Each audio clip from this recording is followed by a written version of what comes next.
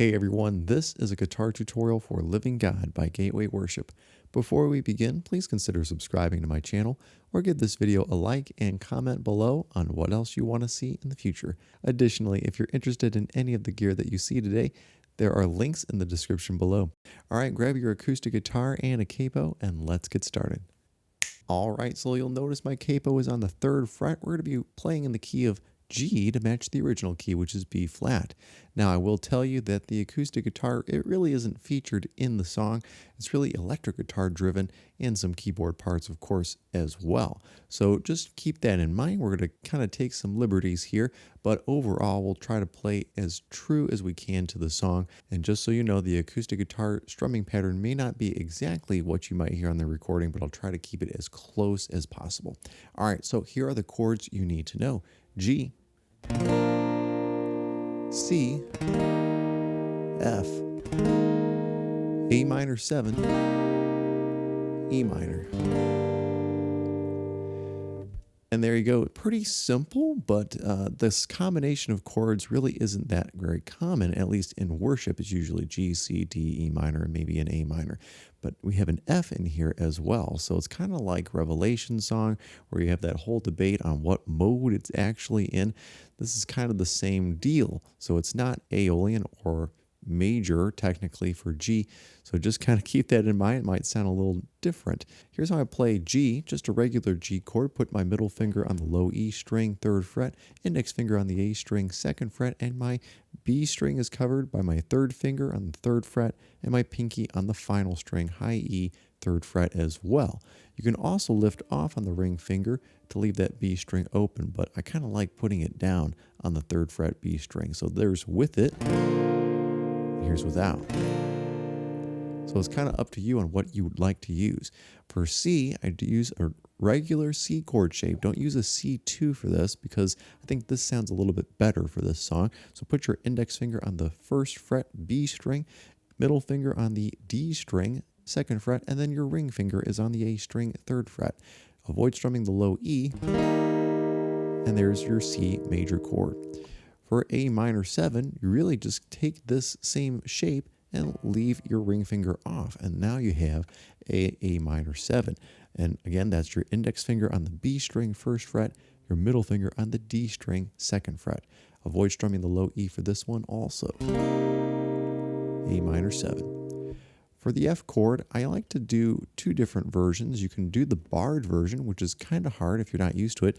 Barring everything on the 1st fret, put your middle finger on the 2nd fret G string, and then your ring and pinky go on the A and D strings of the 3rd fret. Now, if you can't make that happen, you can do the Bethel version of F or F2.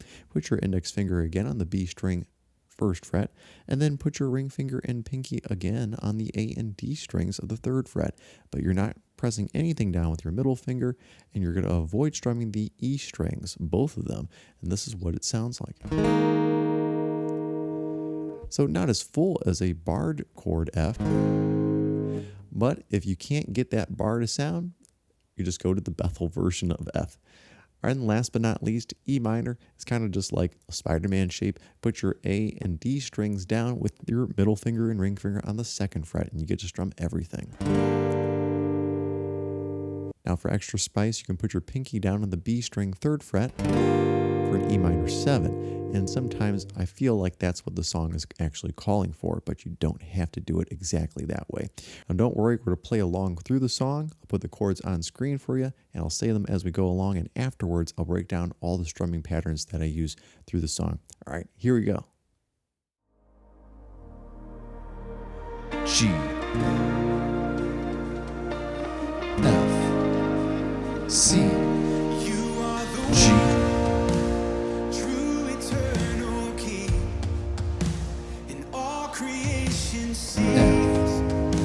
F, C, You are the G, one different from the rest. There's resurrection in your breath. F, C, So we E call minor, out to the way. Let C, revival begin. G, Spirit of the living God, A minor, is to come.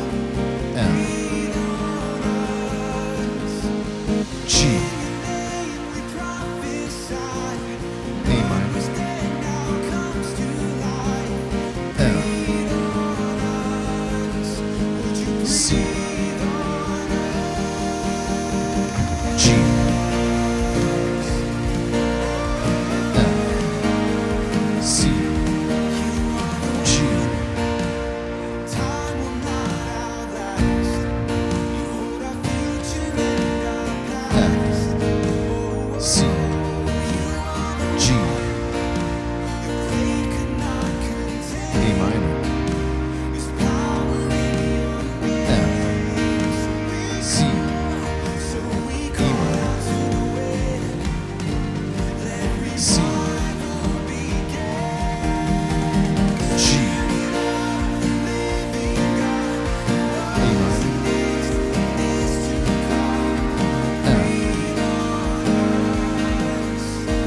G, A minor, F, C,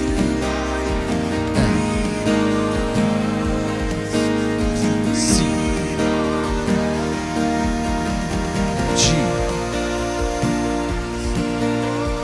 F, C, G, F, C, E minor, Come awaken us. F, Come awaken us. G, Spirit of the living God. A minor, Spirit of the living God. E minor, Let these dry bones rise. F, Bring us back to life. G, Spirit of the living God. A minor, Spirit of the living God. E minor, Come awaken us. F, Come awaken us. G, Spirit of the living God. A minor, Spirit of the living God. E minor, Let these dry bones rise. F, Bring us back to life. G, Spirit of the living God. A minor, Spirit of the living God. So we E minor, to the way. C, G, Of the living God. A minor, F, C, G,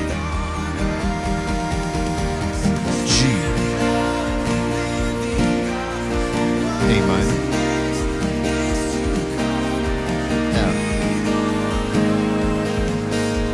G, A minor,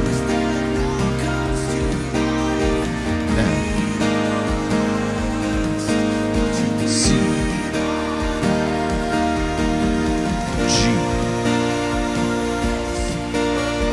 F, C, G,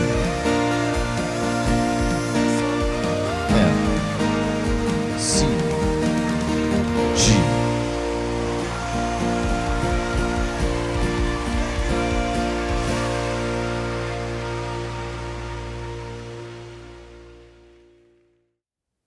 Well, everyone, I hope that I was able to help you out with that tutorial. So let's go over some strumming patterns, and I'm going to try to cover as much as I can with the time that I have.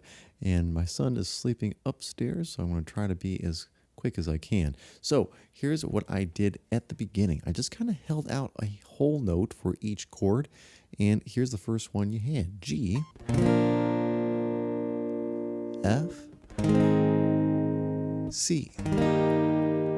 And that's really all you have to do up until the pre-chorus. And you could still hold whole notes out if you'd like, or you could strum eighth notes. And this is kind of what I did for the chorus, actually. So starting on a G again.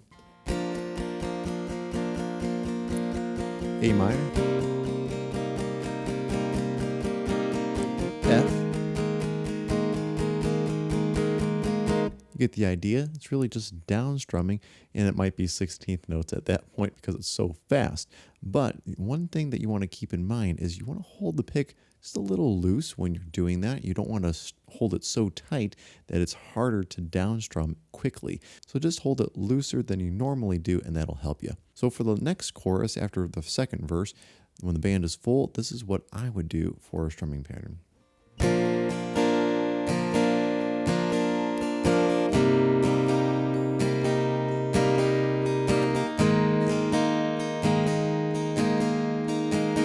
So something like this without changing chords.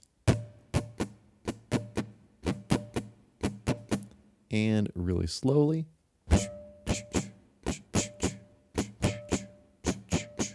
Now, obviously, you don't want to go too crazy with this. You don't want to go like 1 and 2 and 3 and 4, 1 and 2. And you don't want to apply any of those strumming patterns throughout the entire song. That would make it kind of boring, and that would limit yourself to just one rhythm, which you don't want to do. Obviously, you want the electric guitars to shine, and you want your keyboards to shine as well. So kind of back off, especially since the mix is really electric guitar and keyboard driven. So just give them some room and you'll be just fine. All right, thanks so much for watching, guys. Don't forget to subscribe to my channel, hit that like button, and comment below on what else you want to see in the future. And again, I'm sorry I didn't cover all the strumming patterns, but just got to be respectful of my guy that's sleeping upstairs right now. Appreciate you. Hope to see you soon, and God bless.